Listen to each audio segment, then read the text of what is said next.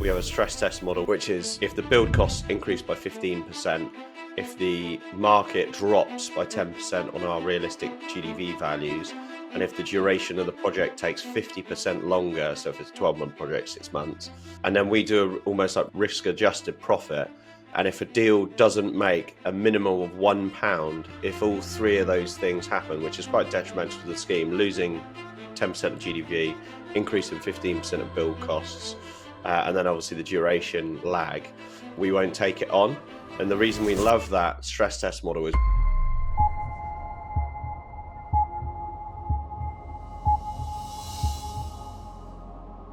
for the viewers' benefits. This is Stuart's Christmas morning. The chimney around the show.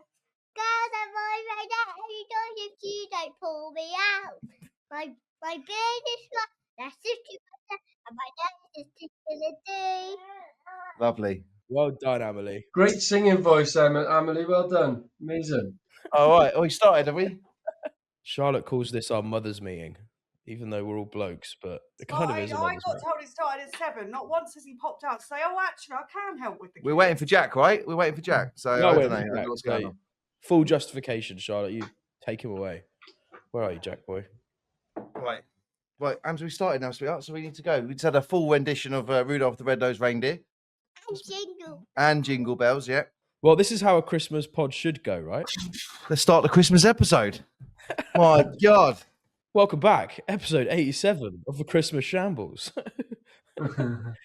Oh, so good. Yeah, Jack's going to join us in a minute. Right, so how's your week been? The week. Well, I've moved into a new flat, so it's been quite a good new week, to be honest. Ryan's moved into central London. Straight into central London. Well, I lived in a flat that's literally through this wall on the same floor. I lived there. I had a flat there for about a year, but obviously I was up and down a lot. But now I'm like going to be more based here. I've got this 2-bed with Matt. It's such a nice flat, mate. It's gassed. And had a big sales meeting yesterday to bring the team together in one place. We did a hive mind, brought our non-exec in as well, and we have got some sick ideas for what we're going to do to scale, as opposed to just scale the developments. We want to scale the actual equity raise side. We've got a good idea for distribution that folds nicely into what we're doing. That will take us like 10x. So we're going to work on that over the next sort of 3-4 months, and then build that into the pipeline, and that'll mean our sales division in London can become like 5-10 times the size that it could be if it's just servicing Bow partners. So it's been a very productive week, but I've also been sick. Ryan's going to have like a 3-wheeler, isn't he, going around? It's going to be Beaumont Partners, it's going to be London, Dubai, Darlington. Well, yeah, we were talking about Dubai and the Middle East as like a bit of a distribution channel, because essentially what we've realized, well, not what we've realized, but what we've developed is we're not competing with developers. We're competing with capital raisers, because that's our USP is the ability to raise capital at a very, very low cost. So we're like looking at the Aspen Wolfs and the Damacs of this world and these other people who raise equity, and we've interviewed their senior sales reps, and they are horrendous at sales. And I know guys who work there, and one of our sales guys used to work with them years and years ago through another company, and they're essentially just cold calling. It's a volume game. What they've done is built a C-suite level that earn good money, and then they churn really basic sales staff to just hit volumes like SDRs, and then because they don't make much money, they don't stick around, so they just churn to these training models, whereas we can do it way better with our distribution. And then we go, all right, well, who needs equity, who needs capital? All your off-plan developers. So we're like, all right, we can service the Bow Partners arm and then service a capital raise for the off-plan stuff, and bake in the distribution on partnership agreements, and then eventually do it for ourselves. So it's a nice like fold in of what we already do. And I've been trying to think of a way to unlock it for a while, and we think we've got a pretty good. What would you raise the equity for, Ryan? What are you going to do with the? Let's just say you raise 10 mil now. What are you going to do with it? Well, we would do it. So we've built our end-to-end funnels off the Bow Partners messaging, but all the architecture we've built behind it can work for any use case. So we'll keep the Bow Partners brand building and build out all the operations and take over as much of the northeast region as we can. But then we can copy and paste and build the same funnel architecture, but with different messaging bespoke to off-plan developers who might operate in Dubai, Saudi, Manchester, Leeds, Newcastle, wherever they are. But we've got a better way to raise the equity and to sell, to tell the story and to hook them in and all those kind of things. So we become their preferred, essentially, sales agent, I suppose. But it would be for equity raising of different ticket sizes. And then as we perfect Change the that model, branding, yeah, duplicate it, and sell the software to other companies who want to raise capital for your basic sales funnel. yeah, like we're about to release next Monday, so a few days time, we released the client portal, and we've built the client portal in a way where, so it's completely proprietary software, but we've done it where it's got a layer of logic that can plug into any task management system, whether it's Monday.com, Asana, whatever you're using, so that we could say to a developer and go, look, not only can we market, generate leads, and sell and close your equity raise, we can also provide the client service model for a project life cycle, so it can keep them up to date, so we can nurture the client as well, which means we retain ownership of the clients. Obviously not the capital they commit to that project, but it means that client stays within our remit. So we can ring fence that, which is what a lot of these equity brokers don't do. They hand off the clients and then they're constantly chasing for new leads. So we can build a better kind of incubator. So we just looked at it in a whole sort of different way. And I know how these guys sell, and their sales are shit. Like they're really, really bad at doing it, because they're just using traditional hit 200 calls a day, try and get one or two over the line in a month and make 10, 15 grand commission. Whereas we get 5 to 6 hot leads, hot calls a day, qualified, who all want to do business with us. It's just a matter of time as to when they want to do business, because we've reversed engineered the funnel. As opposed to outreach, we're using toolkits to actually bring in warm audiences, qualify them through the funnel so they don't waste any of our overheads.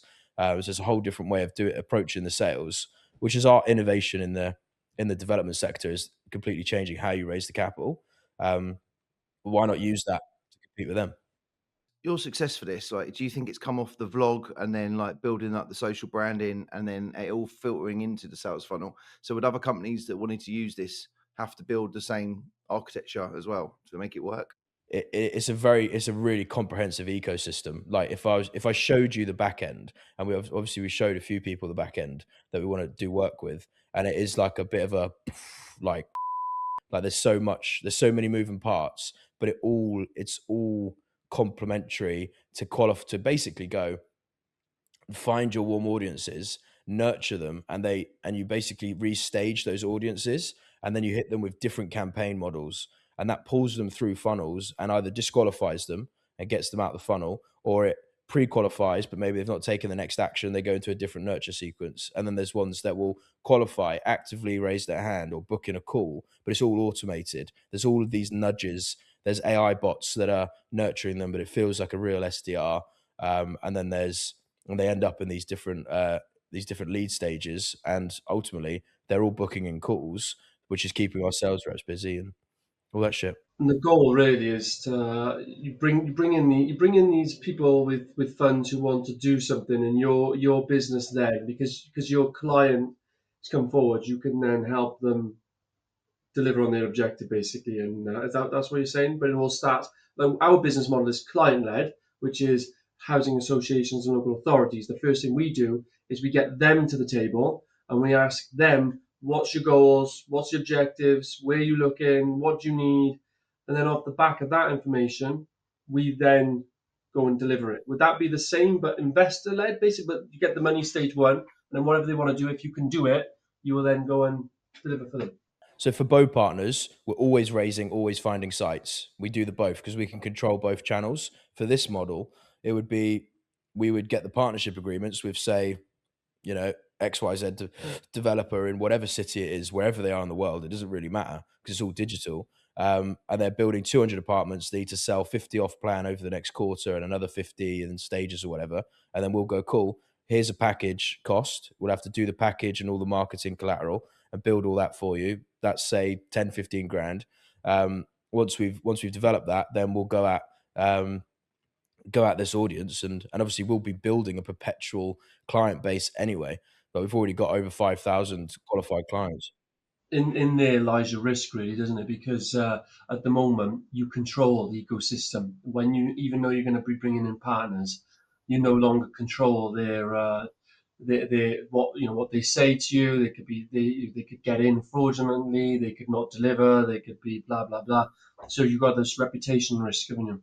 Yeah, yeah, which is the big difference, which is why we have to make sure we vet these developers. But that will just be a part of the process. But everything we can do with those channels is marketed towards that developer. So the client, so it's not bow partners. It's that developer that's raising the capital, if you like, but it's done through our ecosystem. And we're just a partner agent in that scenario. So it's being able to ring fence it in a way so that it doesn't cross collateralize any brand issues. And then ultimately, the plan is to prove the use case, prove we can do the distribution, and then do it ourselves and own the sites. And then we can sell big sites and do big sites, knowing we've got the distribution at hand, and do it anywhere. It could be, Poland. It could be the UK. Why didn't you be my funding partner for this? Because you sell to government, mate, not to private individuals. Don't think I can get ministers on board through ads yet. Maybe. But yeah, mate, that's the plan. Anyway, Stu, what are you saying? How's Christmas? It's just so funny. I'm listening to thinking, you're basically all sales led, and Dorian's, client led, and I'm just like Stuart led. I'm just buy what I like when I like the look of it in the areas I like, because I'm Nice little shop emotionally there, attached to it. Windsor opposite the castle. Yeah, let's buy that. It looks great. It looks nice. This is a great location. It's convenient. Yeah, Gales looks excellent. They're really happy. They're all up trading now. So just letting it stabilise. They've got 4 months rent free. So letting them crack on with that, and then we'll start refinance, because you can't really refinance it and get the best deal until about that rent-free period. So we just done an extension on the bridge and to the spring, and then we'll start getting that one long term. I mean, we won't make huge amounts out of it. It's a legacy property, but it looks great on the website. And this week I've been rebuilding the website because we've got all this great footage and photos and stuff.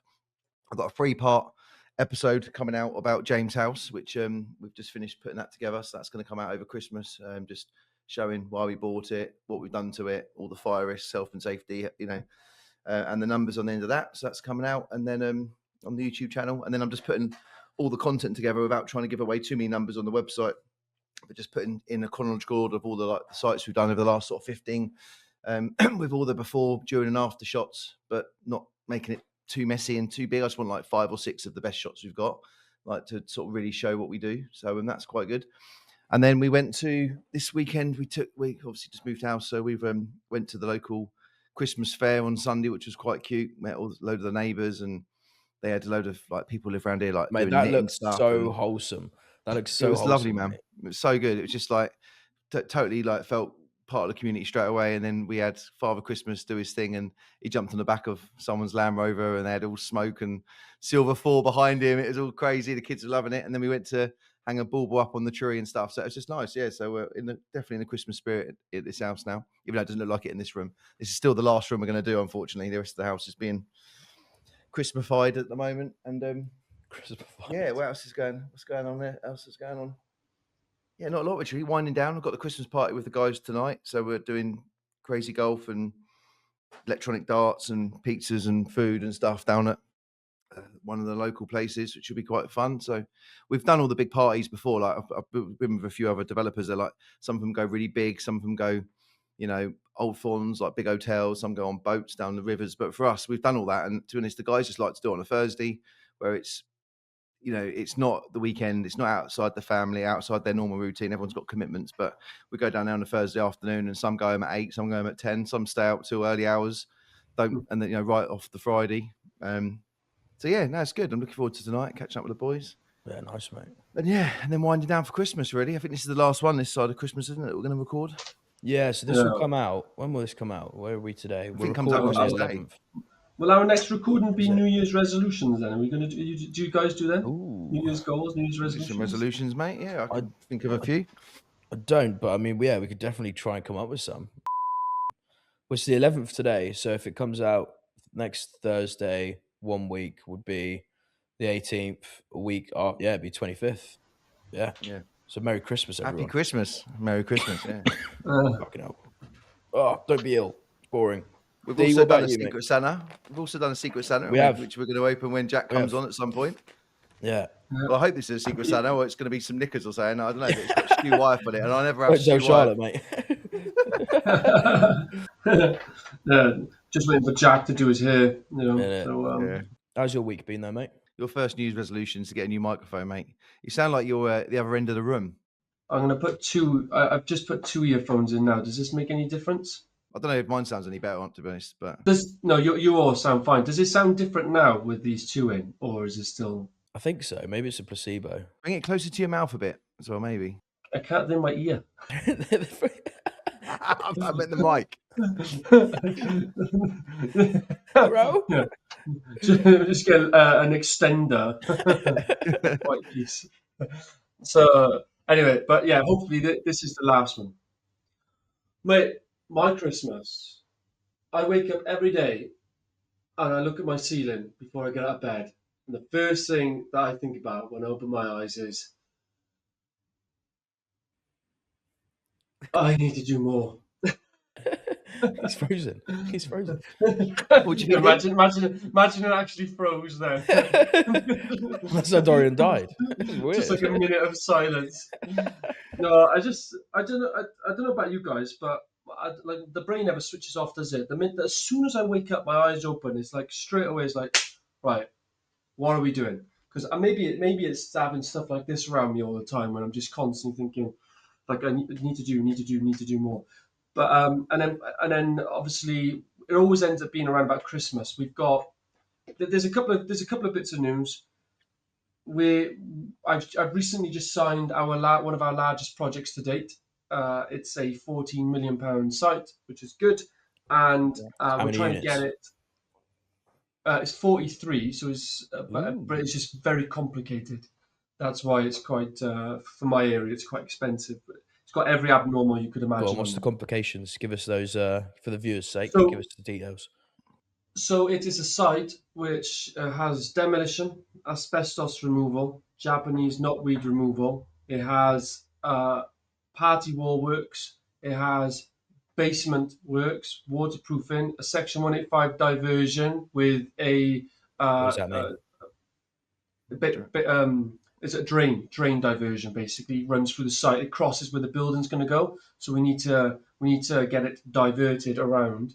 But to do that, we had to get a legal agreement with the neighbour, and the neighbour is a church. So and in the party wall award, it's like 25 different neighbours that need to go into the award. The building itself, when we develop it, will be half reinforced concrete and then half timber frame. And it has a blue roof, it has a green roof, it has. Fucking hell. What So else can do we you want to chuck on it? explain just for the benefit then? So complicated site, right? As in you got to deal with all of this shit that needs to come together, and you'll find cost deviances and issues within there, yeah. But you've sold it and secured it. So when did you secure this site and get the planning, and in conjunction with them when you're selling it, and when are you going to know your cost base, or do you already know? We will know our cost base once the job is finished. Good answer. Here's the truth of the matter that most developers won't admit. But You have no idea. yeah, you have no idea. So all you can do is work on assumptions and educated guesses and measurements and rates and past projects and does that look right? Does that feel right? And try to get some subcontractors early days for the key packages to give budget prices. But I mean, look, you mentioned with your ecosystem how complicated it is, and you both know this with construction. There is so many moving parts. Oh, Merry here Christmas, he is. Jack. Jesus Hello. Christ Merry himself. Christmas, Jack. Oh, sorry, maybe cut that actually. Carry on, D, quickly.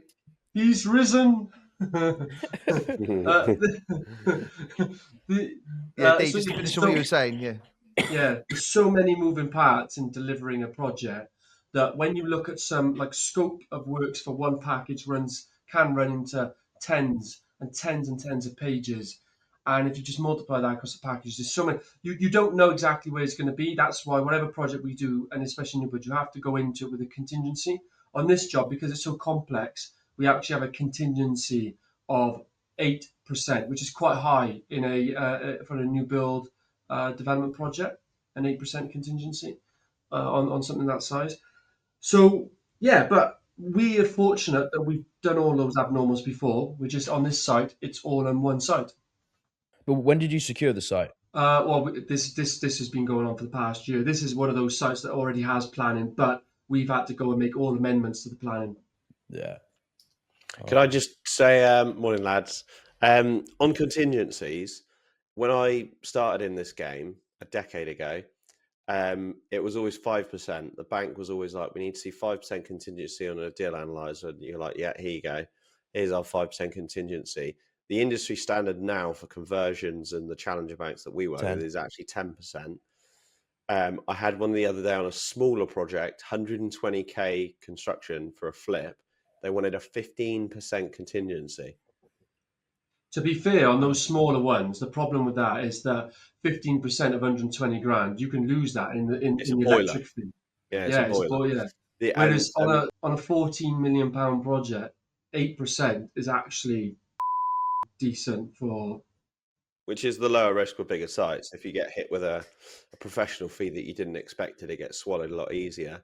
But the biggest problem I have with the contingencies, no matter whether it's 5, 10 or 15%, we, on one of our sites, had a 10% contingency. We decided, we made the executive decision, we're going to fit a lift because then it gives all of the flats lift access. So you have a better sales possibility of, one, getting better GDVs, 2, selling faster, 3, way wider market because you're selling to people that don't have to go up and down stairs.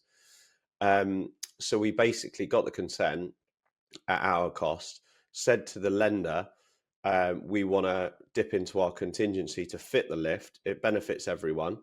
And they're like, no, you can't touch it. And even till the end of the project, they still wouldn't release any of the contingency.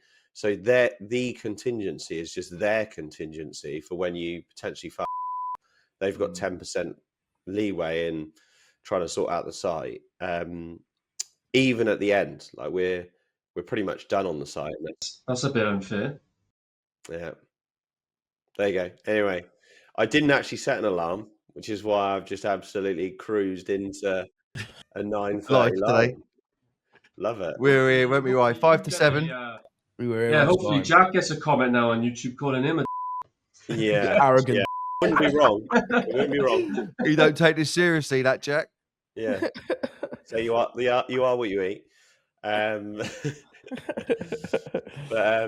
I'm actually a little, although I'm gutted that you guys were waiting for me, I'm a little bit quietly happy because I'm doing the night shift tonight. So get an extra hour in is probably yeah. But anyway, sorry for keeping you, lad. I don't think you've missed one this year. I was going to do a little Christmas quiz for this one because it comes out Christmas Day. I run out of time, but it would have been nice. And one of the questions was, how many episodes did Dorian miss this year? And I think, Jack, I don't think you missed any. I think you've been pretty consistent, mate. I think Jack missed one when you were in America or something.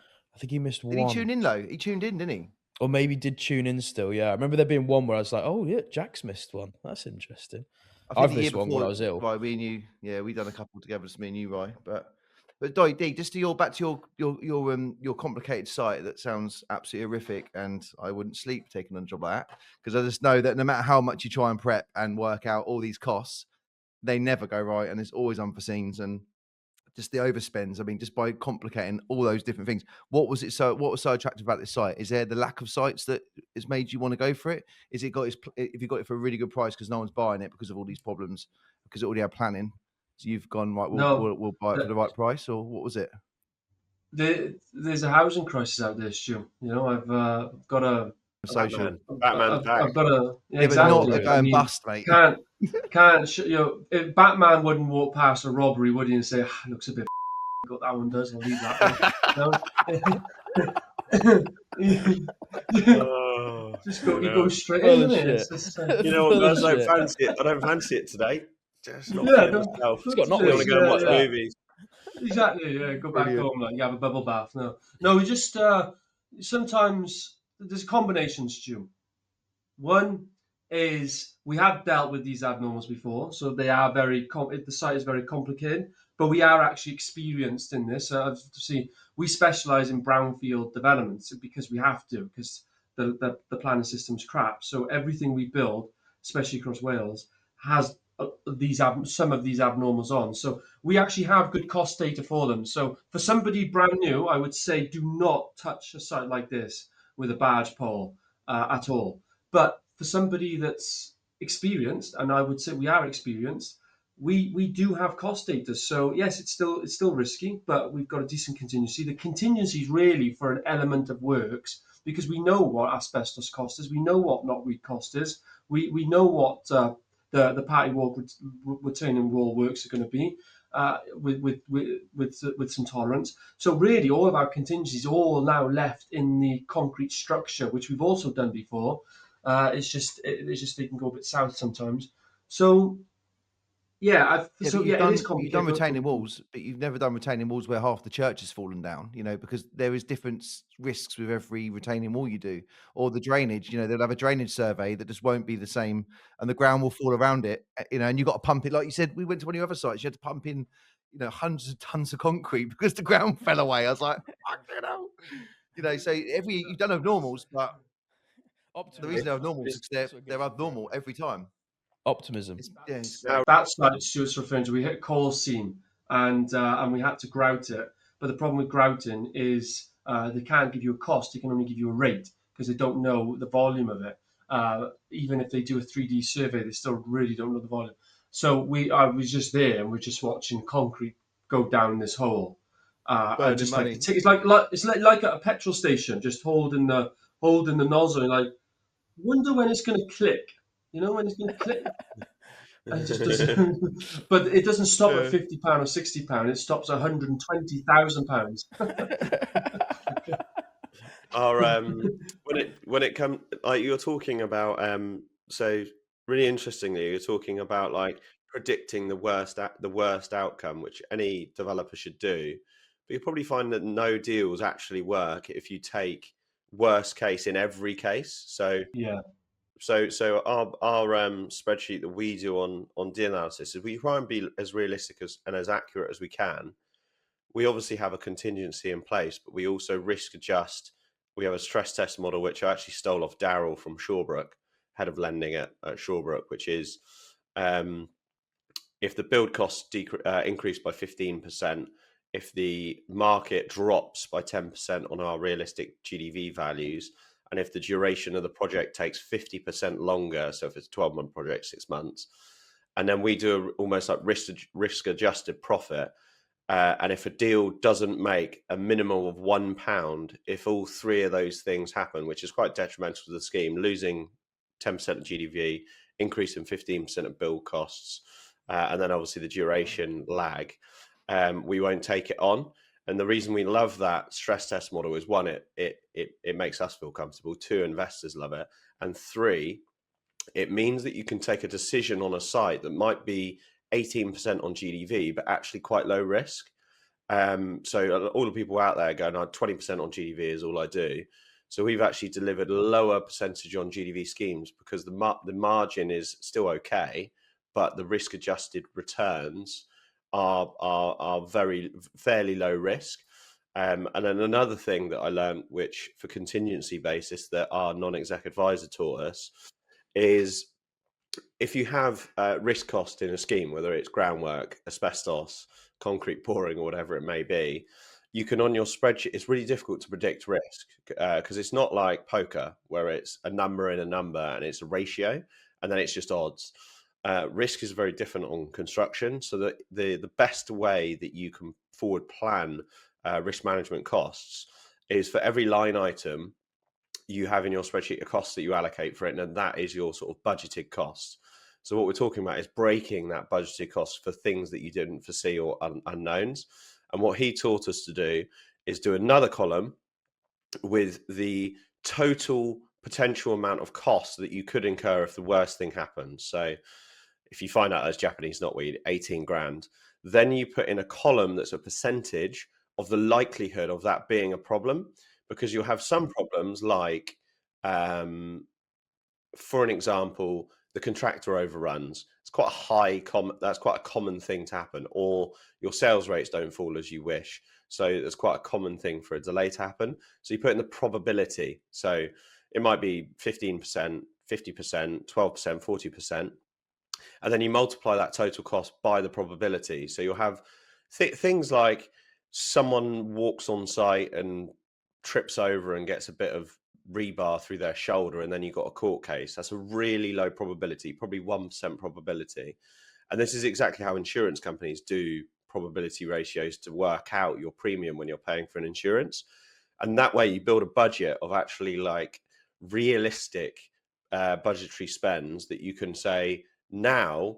And I wouldn't suggest that goes in the original stack. I would say that you do stack, you buy the site on its own merits and what you expect. But that cost that you can then allocate has got all the probability and likelihood of that thing going wrong. And you can then say, well, if that all of that happens across all of the different variables, what does that then do the scheme? And if it still makes profit, you can crack on. But you do get thrown some risks. So when you're buying the site, title issues, tenant issues, that you might go, actually, this deal isn't worth it anymore. And it's worthwhile looking at that. And I always say you can take risks as long as you understand the downsides.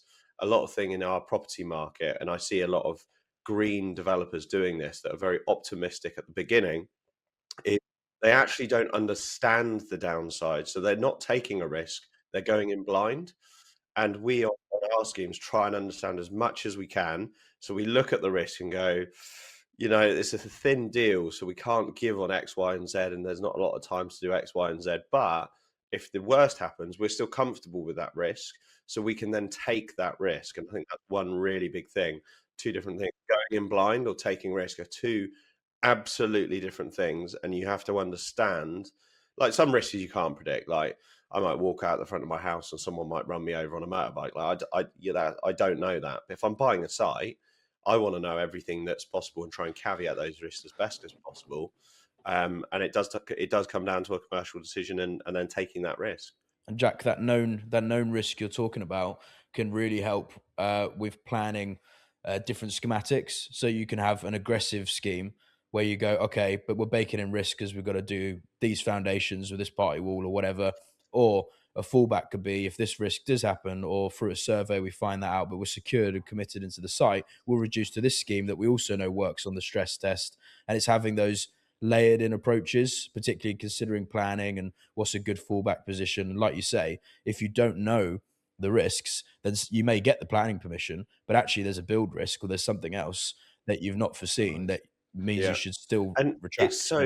It's so simple. Like we work on Google Sheets and we analyze the whole deal top to toe. When you're comfortable with it, all you've got to do is right click, duplicate the tab and call it risk adjusted stacker or deal analysis.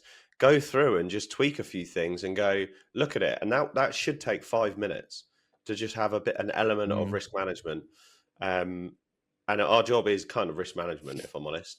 But like you said, Jack, you need to know all the risks, or you need to know what you're looking for, because you don't know what you don't know. And that's why it's so important for sort of green developers to either do the same type of job many times and start changing their strategy, or get up on the network strategy, or get up on the network. Yeah, and obviously get some eyeballs on it together. Yeah, exactly that help. But or like do what I do, which is if you do run into a problem, you take slightly bigger site on, and you have got a 200 grand hole, you've got another business to sort of help you plow through it, and that's, you only know where you are. Like some of the guys on the network, they buy in cash, and they've got another, quite a nice business along the side, which if they do run into a 100 grand problem, they're not going to go bust from it. If you've got nothing apart from the development and you are running thin, you're hitting that button to go, I just need to bring this down a bit, and there's just nowhere to go, then that's the guys that get into some serious problems and run out of cash, basically. Well, there's a difference, isn't there, of developers. And in the developers meeting last week, I was speaking to the room and saying that traditionally most developers they're not really business owners, they're asset managers. Now the four of us are all business owners because we run businesses around our developments, so we have to wear both hats. But most developers are actually asset managers. They don't quite realize that they think they're a business owner, and they're not prioritizing what a real asset manager would do, which is looking at risk constantly and analyzing risk and analyzing exits and financial decisions, as opposed to just the operational side. Because it's one thing knowing how to get planning or knowing how to build, which is typically where most contractors who turn developers think that they can do it because they can build. But actually, you've got to be able to assess these things fundamentally as if it's, you're taking an asset, repositioning it as another asset, and there's a financial tether between them. There's a market demand, there's a market dynamic, there's forecasts to think about, and you have to put an asset manager mindset into managing developments. And then you get to a certain point of scale where now you're building a team, an actual infrastructure and a business, and now you're a business owner and an asset manager. It's quite a unique, I think developments are quite unique in that Transition. way, where you really are asset Yeah. managing your product. It's not just sell product. It's becoming apparent the more units you add, the more stressful running the assets becomes as well. Like at the start, it's great, and there's this, I don't know where this critical point is, or would you say there's a chasm or something? There's a sort of a point of which it runs optimally before I've got to bring it all in house and have a lettings company, management company. There's a critical mass, isn't there, that Critical you need mass, to get to. yeah. And once you get there, it's like it makes sense to just go to the next level. But running another service-based business is It's that Death Valley, isn't it? No one likes the Death Valley, which I know Jack speaks to a lot, where you get to a point of critical mass, you're stabilized, and you're like, I could stay here, or I could grow another Get the 20%. itch. Yeah, and then it's that 20%. It's funny actually. because you grow or die. me and Jack were at the Goldman Sachs event in the House of Commons this week, and we're surrounded by various businesses. I don't know about you, Jack. Obviously, we were talking a bit, but I get so engrossed in what they're all doing. It's so diverse, isn't it, Jack? They do so many Yeah. different things, and it's just incredible how they make money, what the businesses are. The amount of people who are they have like this business that cleans £1 million a year in profit plus. I'm thinking, it's, and then you listen to the story of it, and so some of them, it's quite interesting because you'll see when they started the first like few years, it's small scale. It's like this snowball thing. Some take 5-6 years to really get going, and then all of a sudden, you're like 7 and 8. It just goes boom, boom, and then it kind of stabilizes around there, or they keep growing. I've seen that quite a lot as a trend in a lot of these businesses. So I think the lesson of that is, in any business you're growing, whatever you're doing, it takes a good, especially in your first one when you don't have that wisdom, it takes that first 4, 5, 6 years to really kind of know what you're doing, and then and then you probably make poor decisions in the first couple of years, and they take a couple of years to unwind, and then you've started making good decisions from like year 3 and 4. They take a couple of years to actually get momentum, depending on what business it is. So what, like year 5 and 6 and 7, from you kind of like Stuart with Sky Loft. So Stuart, does that story like resemble your journey? Would you say? Well, not an overnight success, but all these overnight successes take years and years, behind the scenes of just lessons learned, and exactly that. Businesses actually go in 7-year cycles, so you sort of get to a point where it's just saying yes to everything and trying to grow and get your feet and get established in the first 7 years. The next 7 years all about taking all the lessons you've learned and just trying to refine the process, and then the following 7 years, it's 14 to 2021, is really where you can excel as a business, and you know what you stand for, you know what your values are, you know your mission, and now you can just plug into all the opportunities in front of you. So yeah, definitely business cycles in 7, and first 7 years is graft, man. Nothing but 7 days a week.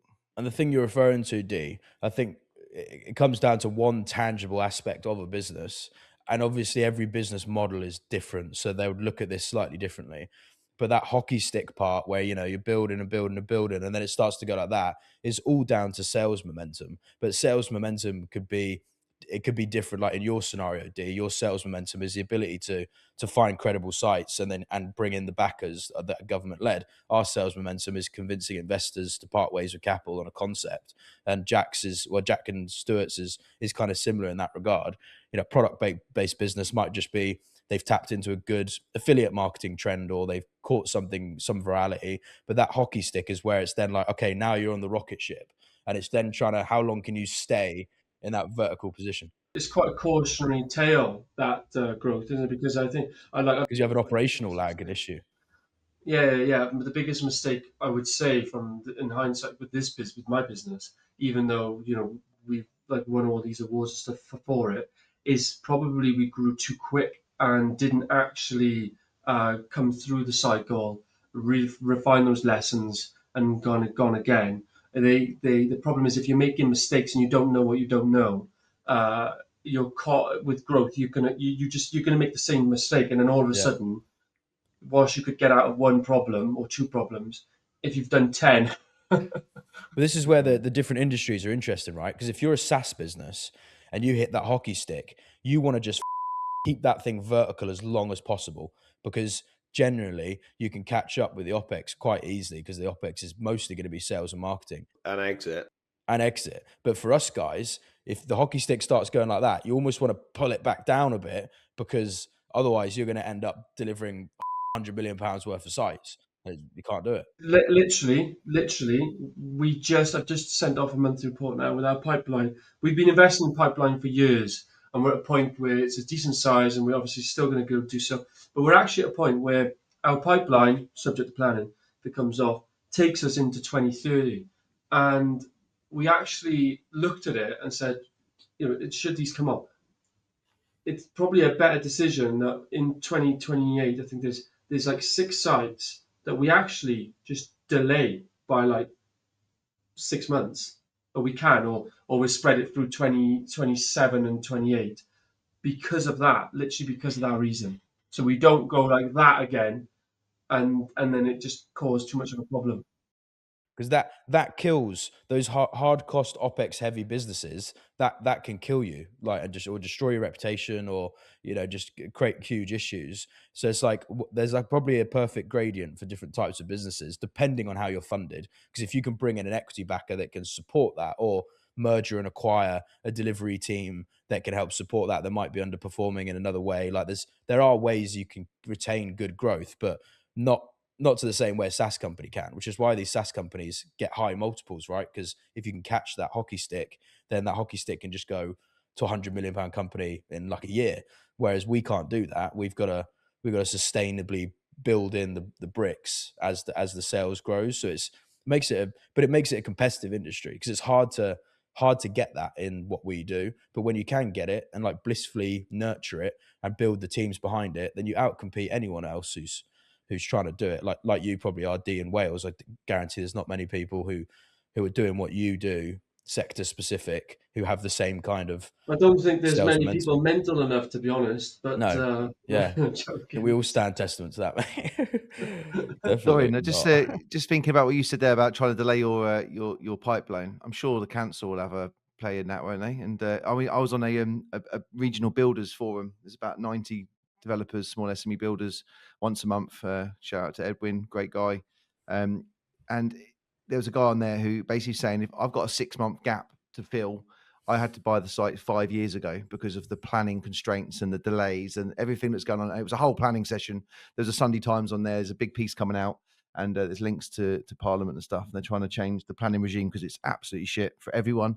It was actually quite therapeutic to listen to everyone's problems because, like, yeah, we've had that, or we've got that, or I have the foresight to listen to their stories going, crazy, man, holding up a full site, 60 units, 40% social and affordable, and they're holding it up because of a condition about whether it's going to be permeable block paving or not. Like these little things that the council just want every single decision to make. So it was great. It was very therapeutic, but terrible to listen to a lot of people stressing about if they don't get their finger out and get this on with this, we're not going to make it through 2026. If you hear then, I caveated subject to planning. So the pipeline comes in subject to plan because you're right. I mean, we literally have had. I've said it before. We've had allocated sites held up for no real major reason, and we've got it now. And but I had advice which we've talked about before years ago when I was scaling the business. Every problem I said, it just came back with, sounds like you need a bigger pipeline.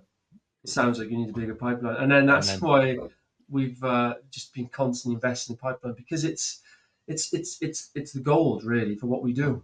Well, look, speaking of pipeline, it's Christmas, guys. We've got Secret Santas. So who wants to go first? Go on then, Stu. You go first. I'll go first. We don't know who's who, right? So you got to guess. Yeah, you got to guess who it's from. Okay, well, let's have a look. I love the wrapping paper. It's beautiful. That looks nice, that. What we got?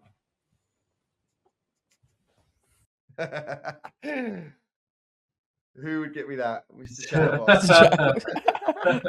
That's dead. Thanks, guys. I'll be wearing that to bed tonight. And the missus will love that. Thank you, Mr. Chatterbox. We'll guess at the end. We need to see who gets it. Yeah, do it at the end. We'll guess who. I'll give it some thought. Cheers, boys. Right. Go on, D. I think this is it. I'm not sure. I hope this is it. What is it, mate? Sheep. Looks like a sheepskin. Let's have a look. Actually. Is it a sheep? I'm gonna put that song on it. Maybe lock them doors and put the lights on. When I was in Scotland this weekend, this guy that was walking up the side of a field with, he saw a sheep and he went, "Look, it's Welsh porn." Look at this. Is this? Look at Very that, nice. mate. Sherpa. That's good quality. Oh. That. Oh, Got to be That's right. a- That, isn't it? Very Go on, get that This on, is- mate. Go on, get that on. just let me go. Do you know what? This is gonna Jumper on jumper. Look, a proper Go sheep down. Sherpa. Keep you That's warm in nice, those that. valleys. Do you know what? No, This is perfect. lovely. That's Yeah, nice. That. actually, Go. What? this is tidy. All right, I'll go next. Here we go. It's in a box. Might be a Oh, go-up girlfriend for you, right? You're the only single one here. it's a new girlfriend. A blow up one. There we go. Oh, big. What? That is Oh, nice. Look at that. What is? Oh, Bitcoin. That is it. Look at that. It's a It's a Bitcoin nice hat. one. That's a nice Oh, one. Who got 50 me cent. that? 50 Cent vibes taking P. Diddy to court. Yeah. Bitcoin, baby. Can go. That's a nice. Let's have a look at the little logo. You can't see it for me. I can't see it There on my you go, screen. mate. Oh, there you go. Look at that. That's Class, mate. Stu got that. Class. Bitcoin. Nah, Assets, no, boys. never. Assets. Jack, your turn, Jack. Again, lovely wrapping.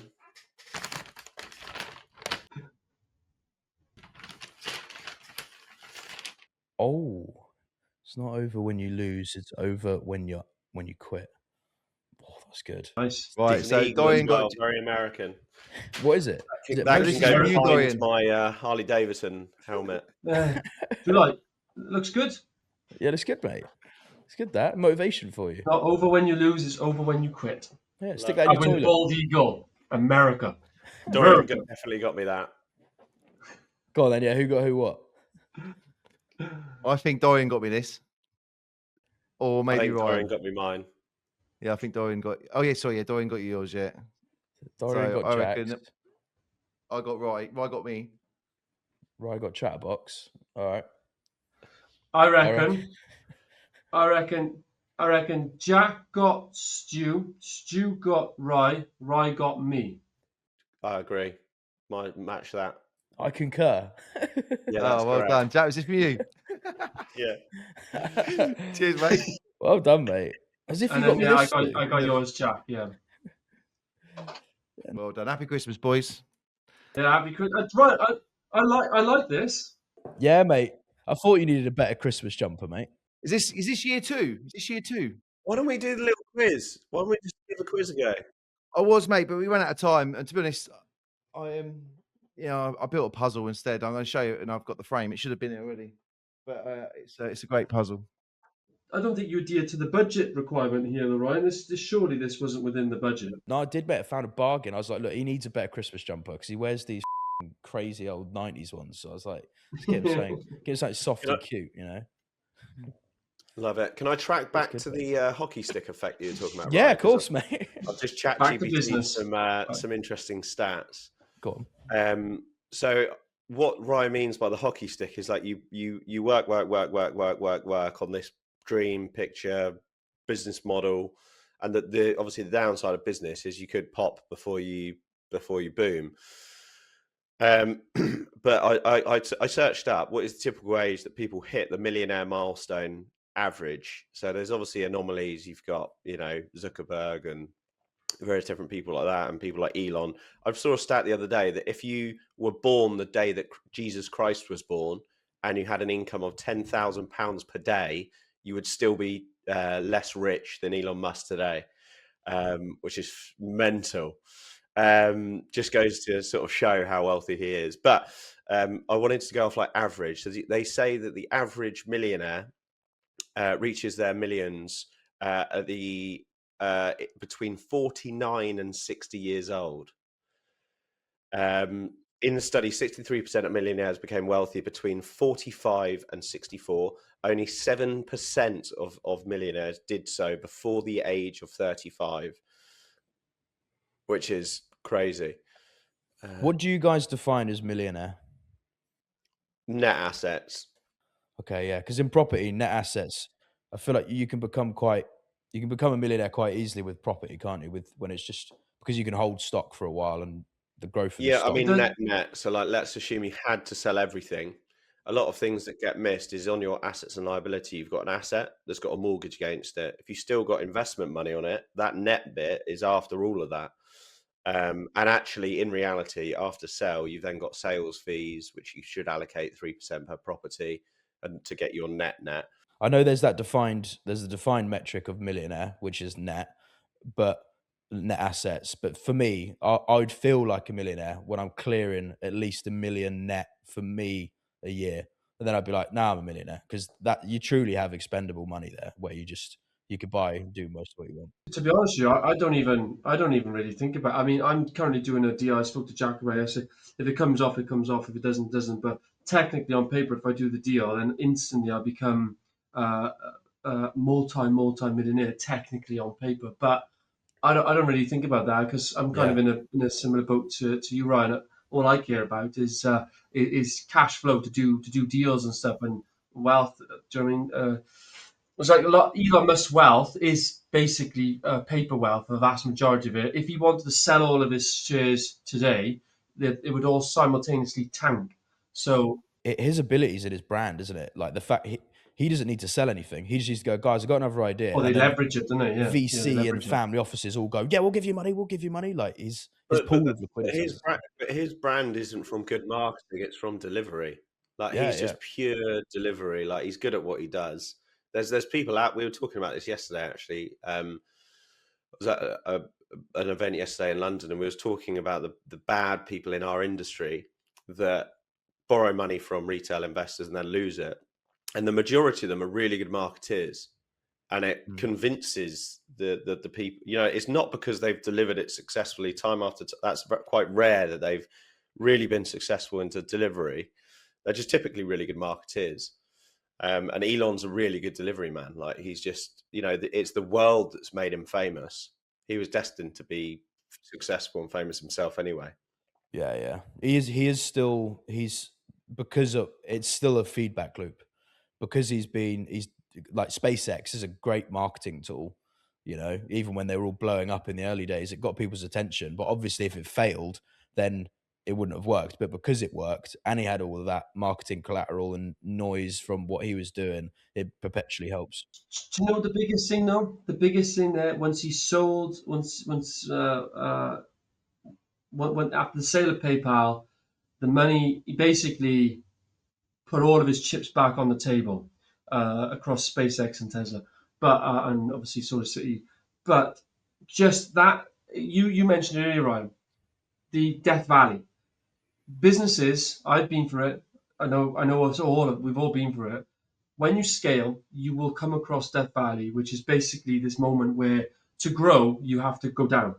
You have to go down, and by bringing in more staff and profits dip or whatever it is, or stress levels go up. So everything you go down because you say, once I get out of this, I come back up, but on a bigger scale. It's like a wave. Mm. And he had liquid like $100 million, enough to never really Hello. worry about anything ever again. And he just took all of that, literally all of it, because he had to borrow money afterwards, and chucked it all into these companies, and then had to borrow money to pay rent and stuff in his story. And if that's not committing through Death Valley, I don't know what is. Yeah, yeah. Yeah, he's just thoroughbred. But he knew he could make it So back again. what? He'd make it back again a different idea if Yeah. it went wrong. So it's like Yeah. it's what I was saying earlier about taking the right or wrong development on. You take a development on, or you take risk that balances out with what you can dig yourself out of, whether it's another business running alongside it or cash in the bank or whatever. And you only really take risks based on what you can dig yourself out of. Otherwise, you go pop and Bottom line, you yeah. kill Protect the What, bottom what yourself. do you line. think? What do you think, though, guys, as well, though? Because environment, right? Environment is key. He was operating in Silicon Valley. Yeah, the whole environment there is different. They encourage entrepreneurialism. They encourage risk taking. They encourage growth, and they encourage failure. Really, just if it doesn't work, get up, try again. Now, flip on the other side, where we live.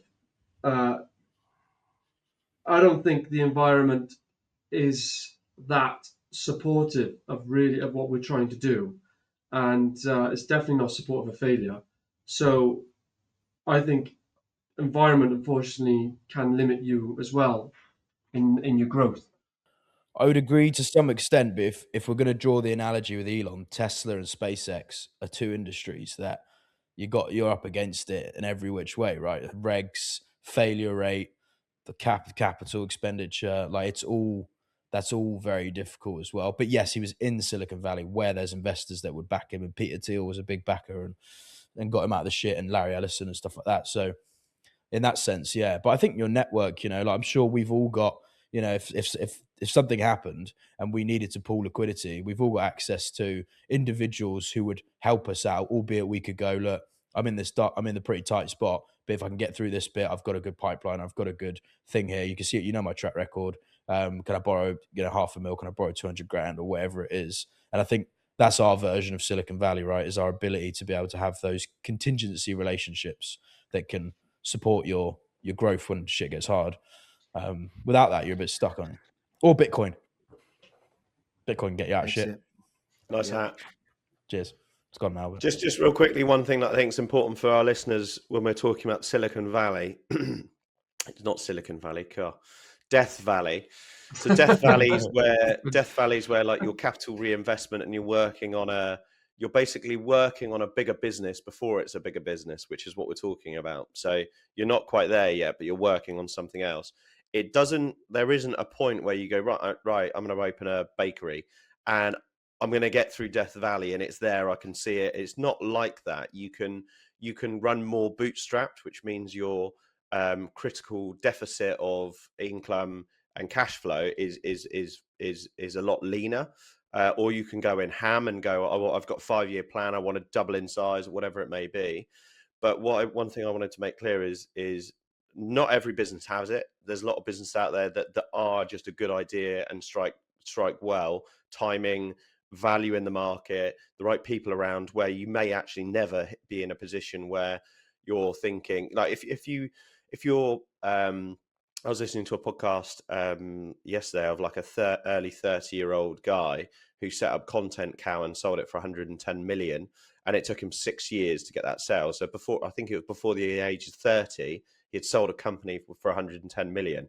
If he now wanted to do another company, he'd probably never really be in Death Valley, because he'd have a backer that would go, you're successful, I've seen you've done it before, here you go, crack on. And he does actually have a new business now. But another really important thing is Death Valley comes in phases. So my business, Ben and I could have stayed as independent one-man band development company and outsourced all of our resource and just stayed as us two, turned over less, been a small business, but our Death Valley was to get to a size of about 10, which we're at the moment. So we've kind of grown to that Death Valley. The next phase is to take our business to we would take a change in model to a similar size sort of business as Dorian, where you go through another phase of Death Valley to scale up to the next point, and then the next point, and then the next point. So I feel it kind of comes in phases of growth, and then you kind of come to what I call critical mass of your growth. So you go, right, that's our target, as accurate as it can be, we'll get there. And then when you get to that size, you're a comfortable size of that business, which is why in the surveying world, there's one-man bands, there's the SME smaller companies that are between a one-man band and the big nationals, and then you've got the big nationals. And it's very difficult to be in the middle. You kind of need to be really good at what you do and either lean into each way. And that's why you see, self-employed business owners be quite successful and then actually fail to go to the next stage because they're a really good engineer, but they're not a very good business owner. Or they do get to that stage of business ownership and then they're not right to take it to the next stage. So they hire in people to be the right board members to go, right, this is going to be a 2,000 person company now. That's the next stage of Death Valley. Most people I've met, though, they don't want to. They let's just say you build a business and you've managed to start clearing 250 grand to 500 grand a year, and you've got a decent team that you trust. You've got a family. You're now 10 years older from when you started the business, or whatever, 5, 7 years older. 12 years old then. Most people I've met who've got businesses like that categorically say they couldn't think anything worse to go back to go forward, because when you're clearing up to 500,000 a year, another 500,000 a year doesn't really change your life. When you it's just those people who do it for a different reason rather than just money that end up doing it, I would say. I don't. 3 pieces of advice as well, because I've had to do this quite heavily this year, and then did a version of it last year. When you know you're about to hit Death Valley, which is one important thing, is knowing you're going to hit it. I think there's 3 key things you need to look at. 2 are easy. One is your pricing. So we upped our prices this year. The other one is your payment terms. We made our payment terms much more beneficial this year. And then the other one is looking at your business efficiencies, typically overheads. Because as a business grows, sometimes your business is outgrowing staff members who worked when it was at a smaller scale, but they may just not be able to keep up with where it's going, or you need to move them into a position to bring in someone who's much more impactful, has much more domain expertise in a given area that you know will support that higher volume function that you're employing for, like moving from a PM to a contracts manager and a commercial manager in construction, or that could be having a better caliber salesperson, or taking out an SDR and putting in someone who can do an end-to-end on the sales. There's all marketing. We did that actually as ground up. We fired my best mate very lovingly, because we needed to have a more supporting marketing system, and have someone who's producing the pod and all those bits, who's then working with a marketing team on strategy, managed to do it efficiently so that the cost base stays the same, and so that we can grow more, have better output. And I think those 3 key pillars of pricing, payment terms, efficiencies, you have to look at those things.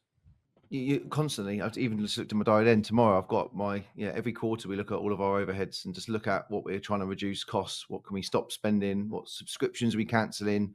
We've taken a cut of new hires on, but they're part-time, so want to see how much they're costing us, almost per project really. So we just take all of our overheads, divide it per project, and then work out if we need to increase sales, reduce costs.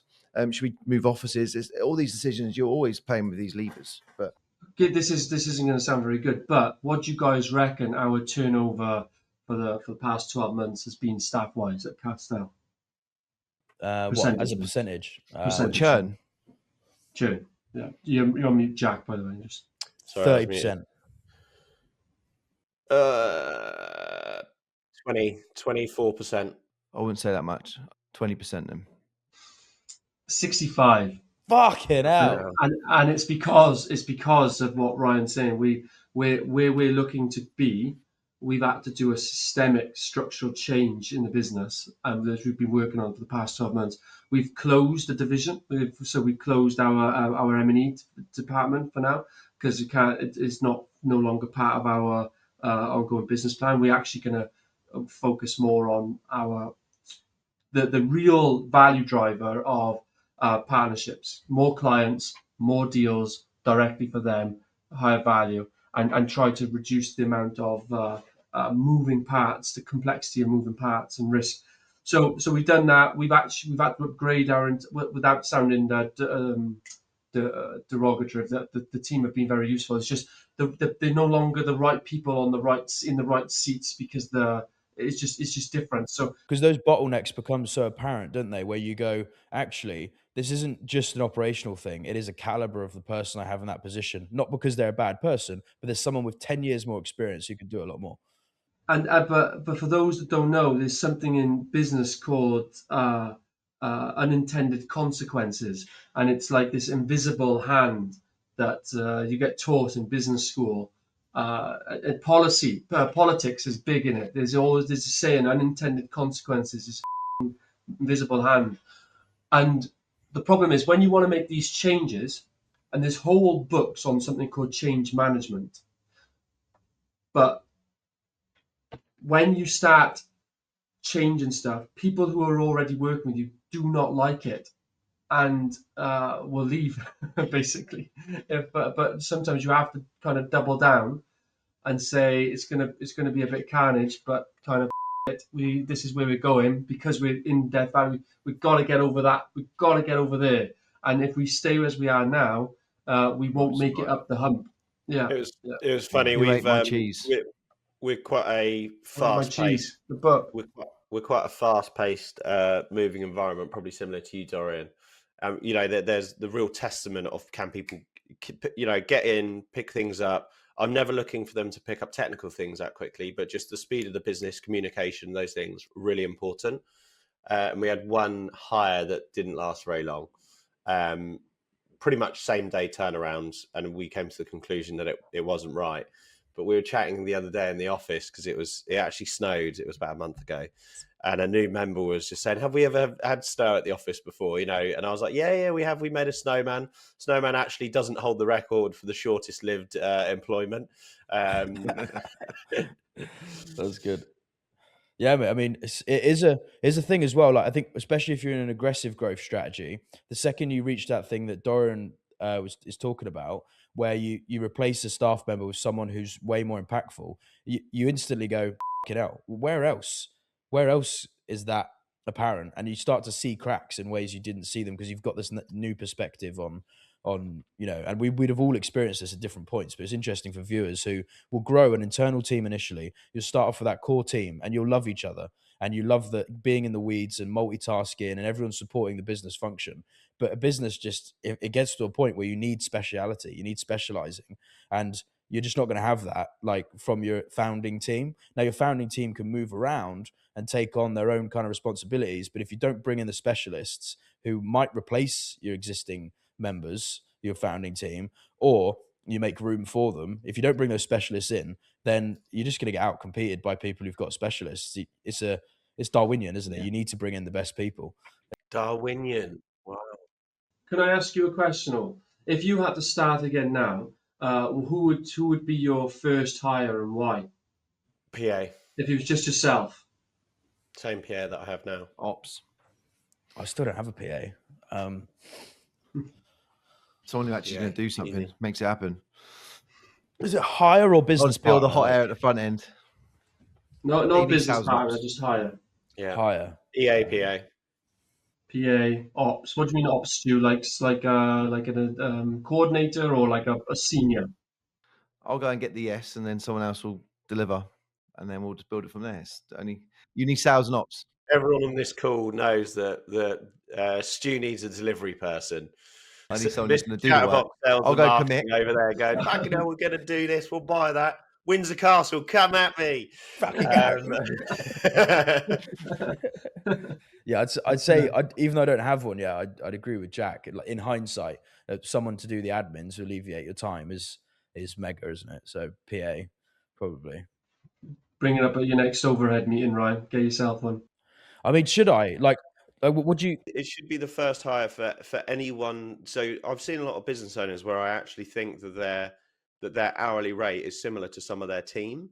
But when you can bring value in at every stage, whether it's sales, marketing, operations, finance, talent, strategy, capital raising, set like big on sales, your hourly rate can be, for example, we do one-to-one mentoring and people pay us 300 quid an hour plus that. Why should I be filling out a like mortgage document if I could be mentoring someone at £300 an hour when my EA is £15 an hour?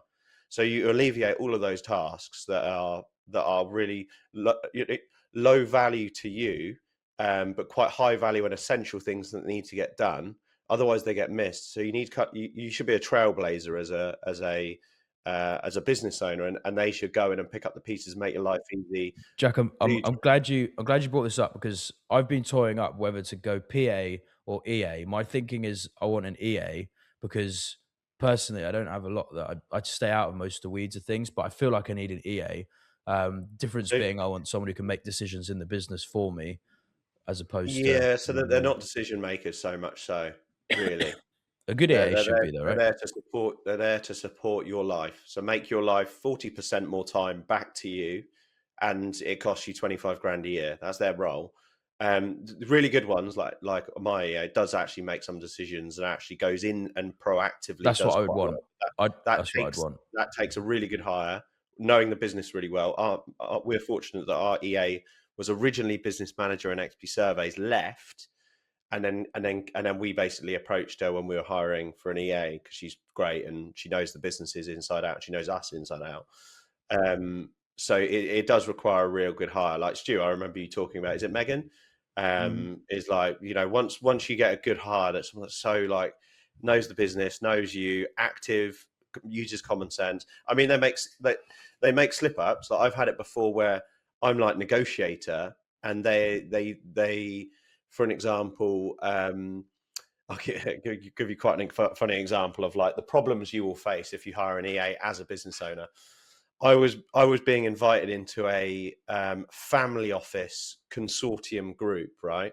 And and every time I'd email them, I'd delete my signature and I'd add one in from a company that's not a trading business or got a website that could be deemed as a family office, right? So every time I emailed them, I'd edit that because I wanted to be on board. And they have this rule where they have borrowers and lenders. And to be a lender, you're welcomed, everything's free. They treat you as royalty. And to be a borrower, you've got a sponsor, you've got to pay a serious amount of money to be in that room.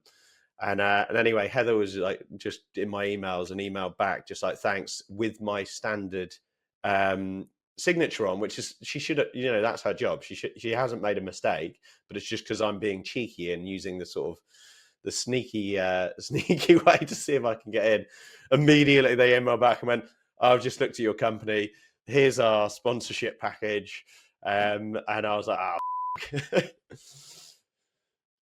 Talking to Megan, she come in the other day with her new baby, bless her, and she is excellent. No, she can go back into her own job, but we're going to offer her something completely differently now.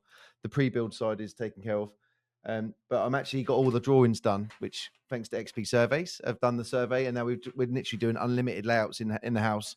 First thing she come back was, right, let me have a look at these drawings. She's taken away like 6 like empty templates, and I got like a 7-minute video from her the other day talking through all these links that she likes that she thinks that Charlotte and I will like, in terms of like the kitchen layouts and the pantry rooms and the butler's kitchen, all these different style things that she's such a good interior designer as well. But she like just literally come straight in and was like, right, I need to get on top of this and let's have a look. She's taking it away. She's on maternity leave. She'll be back before when we're going to Christmas lights of her next Friday, and she's a family friend, so she's obviously totally committed to the big cause. But yeah, you can't beat having someone who's committed, but like will use their initiative and that will think for you and that will take things away from you. Just frees up your mind to basically fill your time with more shit that you need to get more people to fucking sort more stuff out for you, and that's business, which is great. To be fair, I would agree. I had a very I had a taste of what it's like to have a PA, and it's very good. In fact, the problem is when it stops. It's actually quite surprisingly when all the stuff comes back. I was like, oh my god, actually I'm way unorganized here and behind on so much stuff. And it's like I've got to travel here, there, and everywhere. I'm like, how am I getting there? And I'm asking around, how am I getting there? And people are like, what do you mean? Sort it out yourself, you idiot. Like, Jack, what do you think the best way to bed in an EA or a PA is? Like they come in, how would you start them? First thing that I would recommend you do is you use something like Clockify or something in your diary is an overlay so I put everything in my diary. You can use various time tracking softwares to track all your tasks. Mine's actually color coded, so every business is a different color, every task. If it's personal, it's purple. If it's travel, it's grey. If it's central suites, it's yellow. If it's XP property, it's blue. If it's Aparo, it's a different color. So that's completely in my diary for the last decade. So I know what I do. That can also produce reports of what I do, whether it's strategy, which business I'm spending my time in, what tasks are low value, and you build a job description to basically to cover off like most of those tasks. It's very easy to hire EAs and PAs because there's a lot of really diligent, typically women, that are just really organized, really good at helping, really good at problem solving, a lot more organized than men. I would say I'm quite organized, and Ben is actually not that organized. So Ben and I share an EA, and she said one of the hardest things is how different Ben and I are. I do downwards management, so Heather knows, I know, and Heather knows that I'm really organized and what's going on. Ben needs upwards management, where Heather actually manages Ben to some degree, because he just does the thing in front of him. He just goes, and he's really quick at working. Ben is like super quick, like almost the quickest person I've ever seen to do anything. He looks at something, does it. Looks at something, does it. But if something new comes in, he'll look at it and do it, and that sometimes means a high value task will go down the list. So he's never slacking. He's just doing what's in front of him. Prioritization of time. Whereas I push things aside, and I probably take a bit longer. So Heather upward management him. So get someone that gets used to you is really important, and that's quite an important thing. So do the time tracking stuff. You build a job description. One thing we do in all of our job descriptions is it's quite overwhelming reading an input and output requirement of a job description for someone that they've got to do this, they've got to do that, they've got to do this, they've got to do that. So what we do is summarize one really, really important thing that's overarching over all of it. So our EA's summary on the top of their job description is save Jack and Ben time. That's it. Like, so they can easily think, is that, am I doing this day in, day out? Am I delivering on that? Because I might not have to deal with, checking Jack's dog's vaccines are in time or whatever it may be, but they're focusing on day to day. Are they delivering on that service? And if we feel like we're not gaining time, then what's got to change? And then we'll re-review it. And then second to that, with our EAPA, which are non-exec advisor tools, which is one of the best advices I've ever heard for this particular topic of hiring an EAVA, no one else is allowed to give them work. Because what happens is they go, oh, well, they can have a look at it. So you might have someone that goes, let's say for our ground up event, you say, oh, can you jump on that? And what they end up doing is being really busy for everyone and not that busy for you. Yeah. And that's really important. So people in our team have tried to say, can you call that utilities company? And she says no. And I love that, because it's then selfishly keeping your EA for yourself. But every business we've opened, we've hired a business manager, which is what we call, which kind of is like an EA to the business. So admin, day-to-day management, making sure payment structures in place. But then eventually we hired an EA for Ben and I. And the reason we did that is because I felt like I could push all of our business tasks into our business managers' roles, like chase that person, do this, book me, because when you run and spread a bit thin, it's difficult. But what I then found really difficult is mentally being patient enough with my personal stuff, like car insurance, dry cleaner visits, booking hotels and travel for various business events or even personal events. And I found that quite stressful, because I'm just doing so much in the day. And then I'm then having to do what I see as a low value task. And I'm like, this is so inefficient. So that was a really tipping point for me. And I wish I did it too. Do you think, in my position, do you think my EA should be based in London, where I am and where the sales team will grow? Or do you think they should be based in the Northeast, where they can be involved with the ops teams and keep an eye on things? And question for you: how much free time, disposable time do you have a week? Loads. You might not need one then. If you've got the right people in the right businesses, business managers, admin people, you may personally not need one. The reason why an EA is good for our business is because I've got partners. So I couldn't exactly go to a business manager in XP Surveys and say, get my dog vaccines booked in, because it's not relevant to that business. And also it's unfair on my partner for that person to be doing personal stuff. But we hired our EA specifically for the personal things. If you've got loads of time, I'd probably just look at the personal tasks that you're doing that you don't. So there's some personal tasks that you do that you might enjoy. Like I propagate plants in my household and I water them every week. I would never get my EA to do the watering because I quite enjoy nurturing them. There's a fun fact we've learned about you, Jack. You like plants. Yeah. So if you enjoy, Didn't know you was a botanist, Jack. He has a heart. Yeah, I've actually got a plant I've propagated in my office. Oh yeah, you did show me before. Well done, Actually, mate. you showed you that had dead? these wild ones, didn't you? Is it dead? It's actually quite a cool photo though. Is it dead? Meant Is to that be brown. photo? It's me and the wife in a Gents, cenote in Mexico. That's a sick Gents, I photo, would mate. love to talk plants, but I do have to shoot. I'm sorry, I've got to get to a. Thanks for turning up. Cool. You always skip these, Dorian. Okay, you're the one to speak today, mate. Yeah, I cannot believe You it. going back to bed after this, I Jack? didn't even set an alarm. I was watching a podcast last night. Just obviously went dong out. Beautiful. Well, it's been a good episode, guys. Merry Christmas, gents. Sorry, Stu, you're going to say something, mate?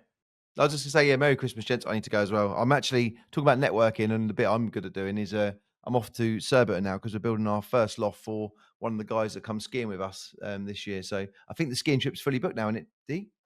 It's fully booked, yeah. We haven't even Crazy. gone out. Now we're within like an hour. We could have definitely done 2. I think every time we keep running events now for Ground Up, every time we release a new one, the people who've gone from the last one, like probably 80% of them are going to want to rebook onto the next one. So it's going to make it. 2 chalets We've next got year. momentum. Yeah, I think so. But anyway, it makes complete sense. I met this guy called Daniel, lovely guy, based in West London, and was looking for a partner to bang out a few lofts to some of his customers. So we're doing our first one. So we're at Plastering, so I'm going to go over there and have a coffee with him now. So I need to shoot He's as well, coming. but- Daniel's coming. Give him my yeah, best is when you he? see. Excellent. I will do indeed. I will do. And yeah, Merry Christmas, guys. Cheers, right? Merry bloody Christmas. Mate, Thanks for watching. Thanks again for Thanks, this. Jack. This is cool. Cheers, mate. No worries, I mate. wear this Christmas morning when I walk the dogs. If it's Jack, you hang that fine up in degrees your and marital sunny. bedroom. Hang It's that up. very apt, isn't it? Because American connections and the Eagle are like it does. Good. All right, big love, guys. Big love, viewers. Merry Christmas. Merry Christmas, guys. See you later. Well, cheers, guys. Cheers, guys. See you soon. See you later. Ground up sound. Ooh, yeah. Real estate deals.